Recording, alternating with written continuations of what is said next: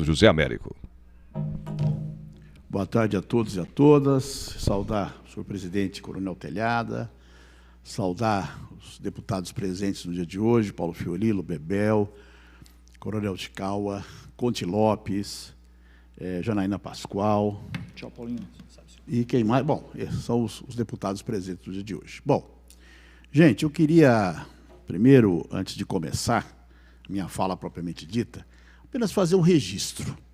Vocês se lembram quando o Jair Bolsonaro foi aos Estados Unidos e recebeu, segundo ele, um tratamento especial do Trump e que significava apoio à entrada do Brasil na OCDE? Vocês se lembram disso? Pois bem, ontem nós vimos o que aconteceu. Era papagaiada pura. Os Estados Unidos não só não apoiou, como vetou a participação do Brasil na OCDE. E deu aval à Argentina. Veja bem, deu aval à Argentina, cujo governo, ele sabe muito bem, nas próximas semanas vai passar para a mão do Partido Peronista, de novo, né? Então, para a gente ver como que os Estados Unidos trabalham e que é necessária uma diplomacia profissional para ver que os Estados Unidos trabalham em função de interesses comerciais e econômicos muito claros, muito precisos, e não em função de discurso, filho, pai, né, rapapé para cá, rapapé para lá, tapinha nas costas. Não existe isso, né? Nos Estados Unidos não existe isso. Eles são absolutamente profissionais. O Brasil os incomoda muito mais economicamente. O Brasil tem disputas com os Estados Unidos no âmbito da OCDE em várias áreas. Então não é um rapapé, ou amizade, ou porque um gostou do outro, I love Trump, como o Bolsonaro disse, que vai mudar qualquer coisa, né? Bom, mas o tema principal da minha fala hoje é, em primeiro lugar, agradecer a todos os deputados dessa casa pela aprovação do meu projeto 863, e que inclui na rede básica estadual, né, os profissionais de serviço social e psicólogos. Esse projeto ele tem por objetivo, né, em primeiro lugar, melhorar a relação de ensino-aprendizagem, porque nós sabemos que a orientação psicológica aos estudantes e aos professores é fundamental para que o processo de ensino-aprendizagem ocorra da melhor maneira possível. E os assistentes sociais também, porque é impossível, a Bebel está aqui, é líder do professorado do Estado de São Paulo, sabe muito bem que a família é muito importante, tanto para os professores quanto para os alunos, né? Isso é uma coisa que às vezes está fora da alçada do professor, mas a família com problema é aluno com problema, né? E o assistente social pode trabalhar aí. Meu projeto, queria só aqui informar os senhores deputados, ele não vai ser, não dá para ser vetado pelo argumento que foi usado contra o projeto nacional, que tem algumas diferenças em relação ao meu. Porque, no nosso caso, nós tivemos o cuidado, Janaína, de dar 1 ano de carência para o governador, além de ele ter 6 meses para regulamentar, tem 1 ano de carência para ele aplicar, exatamente para que ele, se ele decidir contratar profissionais, que o projeto não obriga que ele inicialmente contrate, ele pode fazer isso com funcionários existentes na área, em qualquer área do governo do Estado. Ele pode pegar os psicólogos lá, as redes sociais, e montar as primeiras equipes disciplinares e implantar um projeto ainda piloto. Mas, de qualquer forma, nós damos 1 ano, porque certamente, na medida que ele precisar contratar, ele pode prever no orçamento, né? E o projeto nacional ele não dava essa flexibilidade. Era uma implantação mais imediata. Então, você, na verdade, cria para o governo, embora não concorde com o que aconteceu em Brasília, mas você deu o argumento para que ele dissesse, não, olha, não tem orçamento e tal. A gente sabe muito bem, que conhece o orçamento, que o orçamento sempre pode ser remanejado. Mas, de todo modo, no nosso caso, nós damos 1 ano, então o governador do Estado vai poder planejar tranquilamente, criar uma rubrica própria e pôr lá o dinheiro que ele vai contratar o pessoal, vai oferecer estrutura para esse tipo de serviço. Acho que eu falei, em primeiro lugar, que esse serviço é importante para o ensino e a aprendizagem.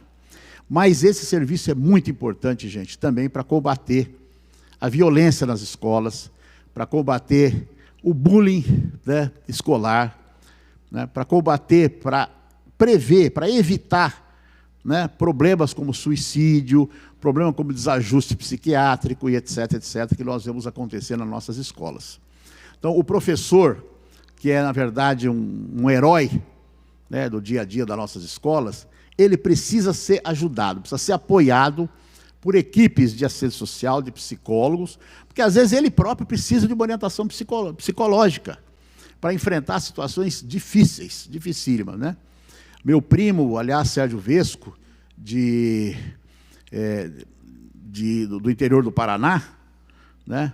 Outro dia eu estava assistindo a Rede Globo, de repente eu vi, o que o Sérgio Vesco está fazendo aqui? Ele tinha levado uma facada, ele é professor do ensino público paranaense, né? Ensino médio, levou a facada na perna. Levou a facada na perna, né? Ele, ainda bem que foi estancado e tal, mas enfim.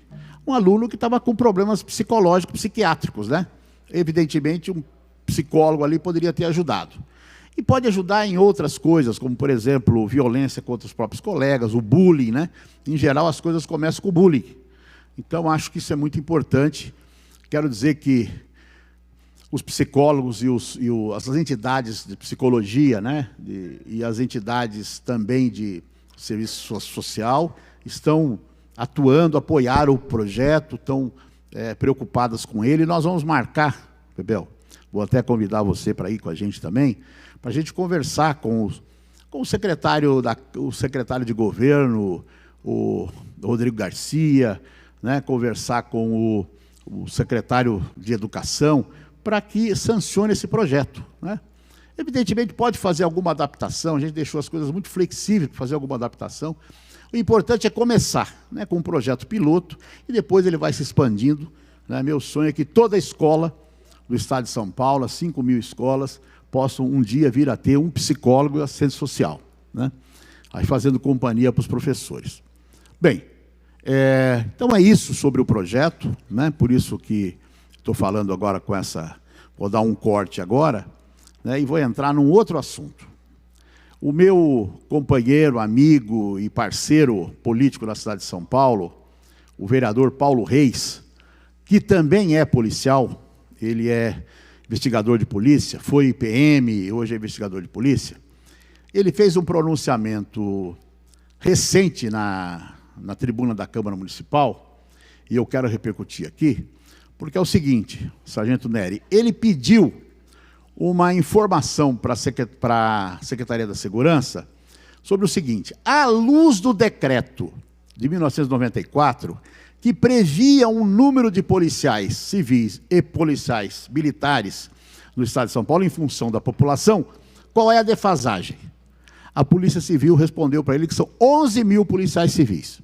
Bom, eu acho que são mais, o Reis também acha que é mais, porque nós estamos falando de um período onde a população cresceu uns 40%.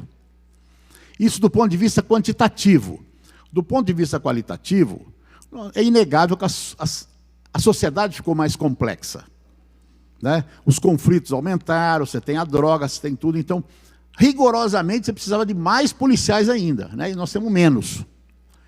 E na Polícia Militar, ele ainda não recebeu a resposta, mas provavelmente é algo em torno de 20 a 24 mil a defasagem, né?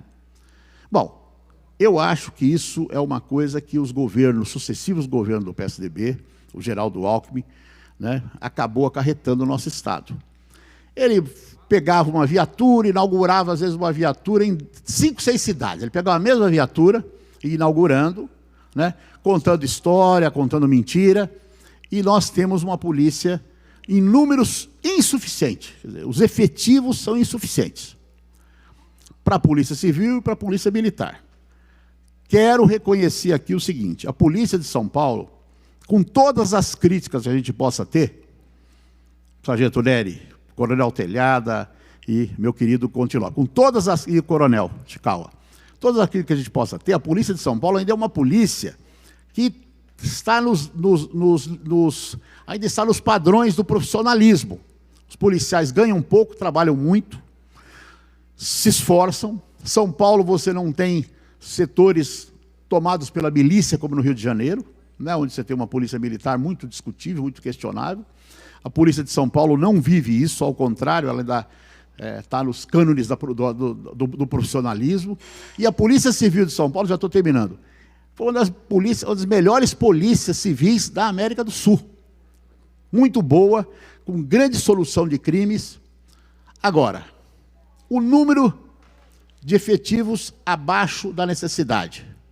Segundo, os salários. A Polícia Militar de São Paulo é uma vergonha. A Polícia Militar de São Paulo ganha o 20º ou 24º salário do Brasil, gente. Hã? Desculpe, o soldado, né? Polícia Militar de um modo geral, mas o soldado, os oficiais, né? Você tem o problema do teto e tal, mas os oficiais médios, o pessoal que toca a polícia, que na verdade é sargento, tenente, etc., também ganham mal em relação a outros estados, e nós vivemos essa situação. Polícia Civil também. Os nossos delegados ganham a metade do que ganha um delegado de Brasília, né? Então, nós precisamos investir no fator humano. Polícia é fator humano, treinamento, tecnologia, mas principalmente fator humano. De repente, não precisa ter um arsenal tão grande. Se você investiu no fator humano, você consegue dar conta dos desafios que a polícia tem pela frente. Então, o governador Dória, né, precisa resolver esse problema, esse passivo que foi deixado pelo partido dele, que é o PSDB, para nós paulistanos. Obrigado. Muito obrigado.